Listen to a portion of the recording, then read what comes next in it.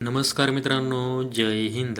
MSF update या YouTube चॅनलवरती आपल्या सर्वांचं स्वागत आहे.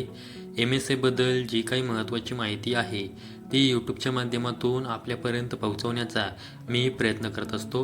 जर तुम्ही आपल्या यूट्यूब चॅनलवरती पहिल्यांदा आला असाल तर आपल्या यूट्यूब चॅनलला सबस्क्राईब करून ठेवा, जेणेकरून MSFबद्दल माहिती तुम्हाला मिळत राहील.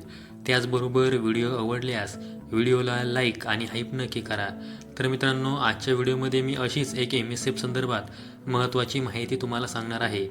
महाराष्ट्र राज्य सुरक्षा महामंडळाकडून 25,000 उमेदवारांची MSFमध्ये निवड करण्यात आलेली आहे. त्या उमेदवारांची यादीसुद्धा प्रकाशित करण्यात आलेली आहे. त्याचबरोबर त्या उमेदवारांना मेसेज देखील पाठवण्यात आलेले आहेत. त्या संदर्भामध्ये आपण संपूर्ण आणि सविस्तर माहिती आजच्या व्हिडिओमध्ये पाहणार आहोत. महाराष्ट्र राज्य सुरक्षा महामंडळाकडून 25,000 उमेदवारांची MSFमध्ये निवड करण्यात आलेली आहे. तर आता ज्या उमेदवारांची निवड करण्यात आलेली आहे तर ते उमेदवार पोलीस भरती वेटिंगचे आहेत. ज्या उमेदवारांची महाराष्ट्र राज्य सुरक्षा महामंडळामध्ये निवड करण्यात आलेली आहे त्या उमेदवारांसंदर्भामध्ये एक कार्यालय आदेश आहे, जो की 24 डिसेंबर 2025 रोजीचा आहे. त्यामध्ये तुम्ही पाहू शकता, जे पुरुष सुरक्षा रक्षक आहेत तर त्यांना भरती नोंदणी प्रक्रिया 2026मध्ये त्या उमेदवारांचे जे का ऑनलाईन फॉर्म भरायचे आहेत त्या संदर्भामध्ये त्या उमेदवारांना सूचना देण्यात आलेल्या आहेत. तर त्या उमेदवारांना सूचना या पुढील प्रमाणे आहेत. जे उमेदवार पोलीस शिपाई भरती प्रतीक्षा यादीवरील उमेदवार आहेत त्यांची महाराष्ट्र राज्य सुरक्षा महामंडळामध्ये कंत्राटी स्वरूपामध्ये निवड करण्यात आलेली आहे व त्यांना नोंदणी व निकष पडताळणीसाठी त्या उमेदवारांना बोलवण्यात आलेलं आहे. तर त्या संदर्भातील जे काही मेसेज आहेत ते त्या उमेदवारांच्या मोबाईल फोनवरती पाठवण्यात आलेले आहेत. त्याचबरोबर महाराष्ट्र राज्य सुरक्षा महामंडळाच्या वेबसाईटवरती त्या उमेदवारांची यादी देखील प्रकाशित करण्यात आलेली आहे. तर त्या उमेदवारांना जी काही लिंक दिलेली आहे त्या लिंकवरती त्या उमेदवारांनी फॉर्म भरायचे आहेत. तर ही लिंक ओपन करून त्या उमेदवारांनी जे फॉर्म भरायचे आहेत तर ते 29 डिसेंबर 2025 सायंकाळी 5 वाजेपर्यंत भरायचे आहेत. त्यानंतर ही जी काही लिंक आहे ती बंद करण्यात येईल अशी सूचना त्या उमेदवारांना देण्यात आलेली आहे.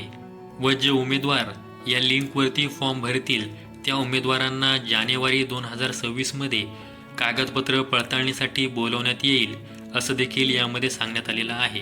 आता ज्या उमेदवारांना हे मेसेज आलेले आहेत किंवा ज्या उमेदवारांचं नाव त्या PDF मध्ये आहे त्यांनी ती लिंक ओपन करायची आहे. त्यानंतर त्यावरती जी काही प्रायव्हसी पॉलिसी आहे त्यावरती क्लिक करून ज्या काही फॉर्म भरण्यासंदर्भातील सूचना आहेत तर त्या काळजीपूर्वक वाचून घ्यायच्या आहेत. त्याचबरोबर तुमचे जे अलीकडील छायाचित्र आहे त्याचबरोबर सही आहे ती तुम्हाला त्यावरती अपलोड करायची आहे.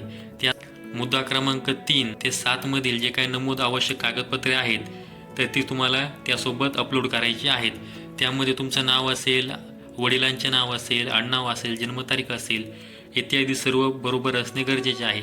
जर त्यामध्ये कोणत्याही प्रकारचा बदल झाला असेल तर त्या संदर्भातील शासन राजपत्र त्याला जोडणे आवश्यक आहे.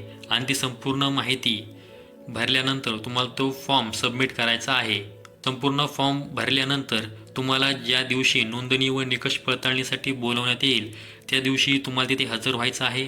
त्याचबरोबर तुम्ही जो फॉर्म भरला आहे त्या फॉर्मची प्रिंट त्याचबरोबर जे काही मूळ कागदपत्र आहेत ते तुम्हाला सोबत घेऊन जायचं आहेत. आता उमेदवारांनी ऑनलाईन फॉर्म भरत असताना कोणकोणती कागदपत्र जोडणे आवश्यक आहे त्या संदर्भामध्ये इथे माहिती देण्यात आली आहे.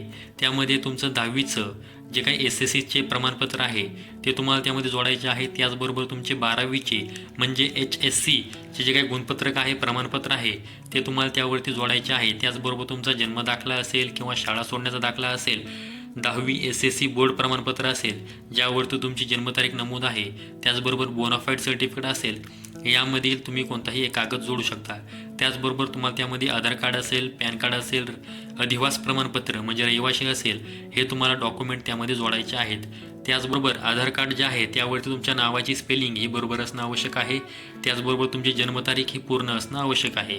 त्याचबरोबर तुमच्याकडे जर वाहन चालकाचा परवाना असेल तर तो देखील तुम्ही सोबत जोडू शकता. त्याचबरोबर तुमच्याकडे संगणकीय ज्ञान असेल त्याचे देखील प्रमाणपत्र तुम्ही सोबत जोडू शकता व इतर जे काही उच्च शिक्षणाचे कागदपत्र आहेत ते तुम्ही सोबत जोडू शकतात. त्याचबरोबर पोलीस भरती 2022-23 मधील मैदानी चाचणी असेल, लेखी परीक्षा असेल यासाठी जे हजर राहिलेचे प्रवेशपत्र आहे, हॉल तिकीट आहे ते तुम्हाला सोबत नेणे अनिवार्य आहे असं देखील यामध्ये सांगण्यात आलेलं आहे. बरोबर पुढे आणखी काही सूचना देण्यात आलेल्या आहेत. त्यामध्ये महत्त्वाची सूचना अशी आहे की जे उमेदवार यापूर्वी महाराष्ट्र सुरक्षा बलामध्ये कार्यरत आहेत किंवा कार्यरत होते, त्याचबरोबर त्यांची सेवा कसुरीमुळे समाप्त करण्यात आलेली आहे किंवा त्यांचा करार जो खंडित करण्यात आलेला आहे। त्याचबरोबर महाराष्ट्र सुरक्षा बलामध्ये सुरक्षा रक्षक म्हणून भरती झाल्यानंतर त्या उमेदवारांनी प्रशिक्षण घेतलेले आहे, परंतु त्यांनी अजूनही नियुक्ती स्वीकारलेली नाही किंवा त्या उमेदवारांनी राजीनामा दिला आहे किंवा गैरहजर प्रशिक्षणासाठी राहिलेले आहेत किंवा प्रशिक्षण सोडून ते पळून गेलेले आहेत, म्हणजे भगोडा झालेले आहेत असे जे काही उमेदवार आहेत त्यांना मोबाईलवरती संदेश मिळाला असेल। त्याचबरोबर त्यांच्या जे काही वेबसाईटवरती PDF प्रकाशित करण्यात आलेली आहे त्यामध्ये तुमचं नाव जरी असेल तर अशा उमेदवारांनी नोंदणीसाठी हजर राहू नये असं देखील यामध्ये सांगण्यात आलेलं आहे। असे उमेदवार यांची भरती नोंदणी झाली तरीही पडताळणीमध्ये निदर्शनास आल्यास त्या उमेदवारांना भरती प्रक्रियेतून बाद करण्यात येईल, त्यांना अपात्र ठरवण्यात येईल असं देखील सांगण्यात आलेलं आहे। तसेच जे उमेदवार 2022-23च्या पोलीस भरतीकरिता उपस्थित नव्हते अशा उमेदवारांनी जर गैरमार्गाने सदर नोंदणी प्रक्रियेमध्ये जर भाग घेण्याचा प्रयत्न केला किंवा दिशाभूल करणारे कागदपत्र अपलोड करून महामंडळामध्ये सुरक्षा रक्षक म्हणून भरती होण्याचा प्रयत्न केला तर अशा उमेदवारांविरुद्ध कायदेशीर कारवाई करण्यात येईल असं देखील सांगण्यात आलेलं आहे। त्याचबरोबर जी काही 2022-23ची पोलीस भरती होती तर त्या पोलीस भरतीचा अर्ज भरण्याचा जो काही शेवटचा दिवस होता म्हणजे 31 मार्च 2024पर्यंत ज्या उमेदवारांचं 33 वर्ष पूर्ण वय झालेलं आहे त्या उमेदवारांना महाराष्ट्र राज्य सुरक्षा महामंडळाच्या सुरक्षा रक्षक भरतीसाठी पात्र ठरवण्यात आलेलं आहे। ज्या उमेदवारांचं 31/3/2024 रोजी 33 वर्षापेक्षा जास्त वय झालेलं आहे ते उमेदवार या नोंदणी प्रक्रियेसाठी अपात्र राहतील असं देखील सांगण्यात आलेलं आहे। आता जे उमेदवार नोंदणी प्रक्रियेसाठी जाणार आहेत तर त्यांची कागदपत्र पडताळणी केली जाणार आहे, ज्यामध्ये तुमचा जन्म दाखला असेल, शाळा सोडण्याचा दाखला असेल किंवा 10वी-12वीचे बोर्ड प्रमाणपत्र असेल ज्यामध्ये तुमच्या जन्मतारखेचा उल्लेख आहे असे कागदपत्रे तुम्हाला सोबत घेऊन जायचं आहे।